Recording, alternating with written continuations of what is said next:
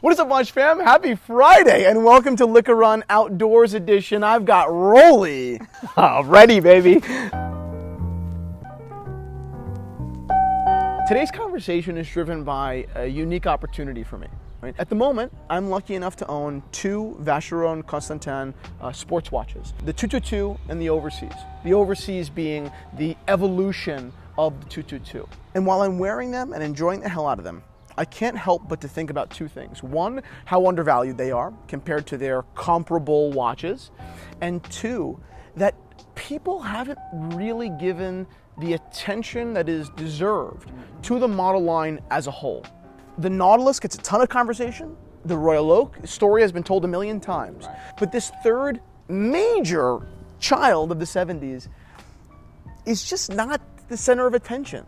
So we're going to jump into these watches, their history, your thoughts on them in the metal, and have a really good conversation. Let's do it. Let's do it. I'm wearing my most favorite watch. Yep. My GMT Master 2. Absolutely love it. He told the entire story on an episode of Watch People and Wine, a short-lived series I think we're going to bring back pretty soon. It's a good concept, telling stories of watches over a glass of wine.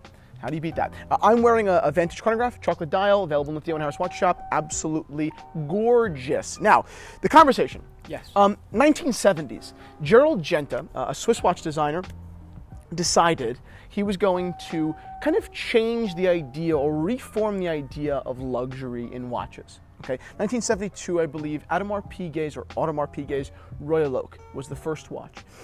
For the first time in the history of watches, a steel sports watch defined luxury.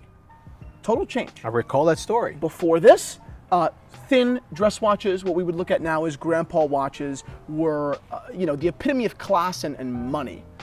And all of a sudden, like on a dime in the mid-70s. He changed the conversation. Followed up very quickly when he did some work for Patek Philippe and developed the Nautilus. But a year later, Vacheron Constantin, the third brand in the Holy Trinity of watchmaking, released the 222. Okay, the model was introduced for two reasons. One, to celebrate the brand's 222nd anniversary, as well as to start riding the wave of sports watches. This watch was not designed by Gerald Genta, but rather a gentleman named George Heisek. Before we get more into Mr. Heisek's creation, which ended up being just one of the most sought-after watches in the vintage market, or the market period, let's open up a bottle of wine. What are we drinking today, Daddy-O? We're outside. It's springtime.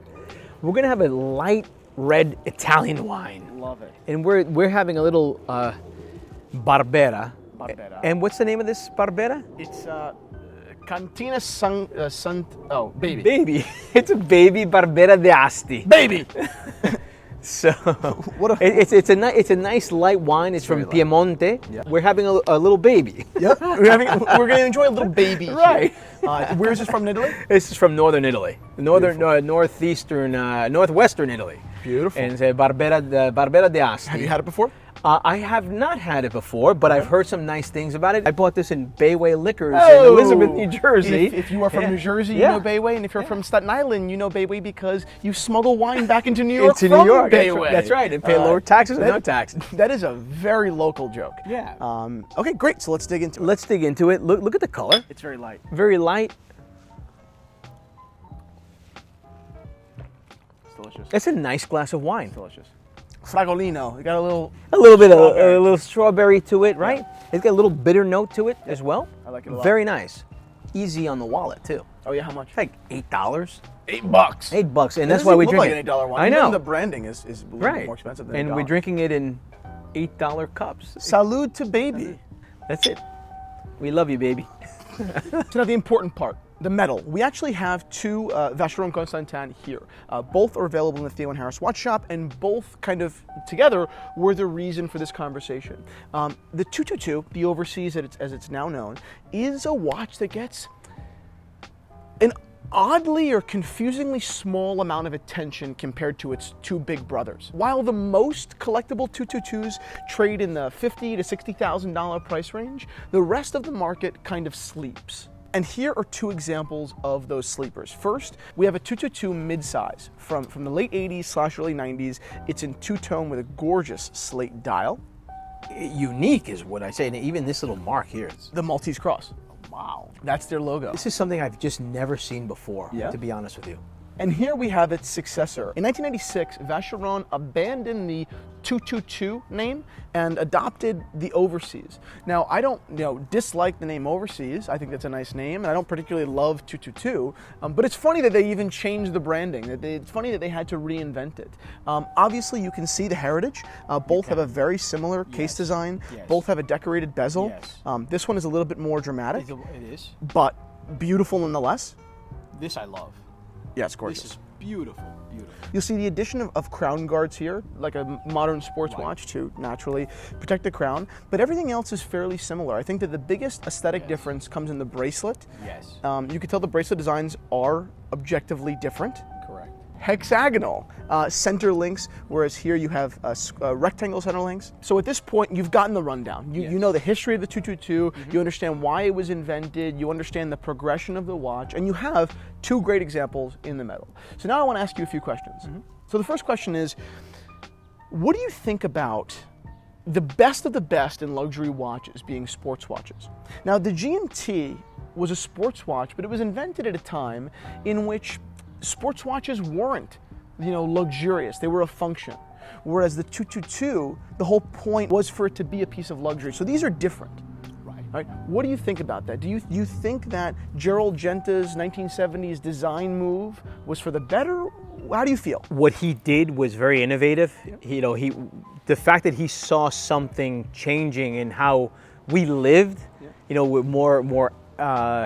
It was no longer about having having a suit on and having this dainty watch and being a little bit more bold, the outdoorsman, and having a stainless steel bracelet. In my opinion, it was very forward thinking. So he saw how men were going to live their lives in many ways, right? We were changing, we were doing away with the formality and being more sports driven, right? That's the beauty of what these watches represent. They are more masculine, absolutely, obviously more metal, right? It said goodbye to what we were used to in the past, and then hello to the future, to the today. Second question. You're a child of the 80s. You weren't born in the 80s, but you were raised in the 80s. Right. This particular 222 is in bimetal, right? You have 18 karat yellow gold and you have stainless steel. How do you feel about two-tone? It's recently, been the center of a huge resurgence, but historically it's mixed. Yes. Right? It falls in and out of favor. How do you feel? It depends how it's executed. I love it with Rolex. Yeah. I love it here, and the reason why I love it here is because of the matte finish. Yes. So it gives it an understated elegance that you can pull off. There's a lot of two-tone going on here, but it's not as flashy. It's just not flashy, and you can put this on with a sport coat and jeans. You can dress it up. Yep. You can put shorts on with this sucker, and it still looks great. And finally, as someone who is an active but bystander in the watch community, the 222 is comparably unsuccessful to the Royal Oak and to the Nautilus. What kind of emotion does it evoke? What do you kind of recognize the brand as? It's undervalued luxury. It's true. Quality price ratio is through the roof. Through the roof, right? Vacheron is Holy Trinity. It's one of the three most influential and prestigious brands of all time, and yet for some reason, you can get an Overseas under $10,000, actually well under $10,000. It's remarkable. Yeah. So that's it. Happy Wednesday, or in this scenario, early Friday, and we'll see you all very soon. Cheers. It's all right. It's all right. Looking good. Looking fresh. I'd like to dedicate this video to I want to eat your face off, because no one can fire me. I would have eaten your throat. What is this? A 1, 2, 3, 4, 5, 6 hexagon? It's a hexagon. You have hexagon. You have hexagonical. No, hexagonal. Hexagonal. And I am Christian from Theo and Harris. Did I say that already? I don't remember. But today we are.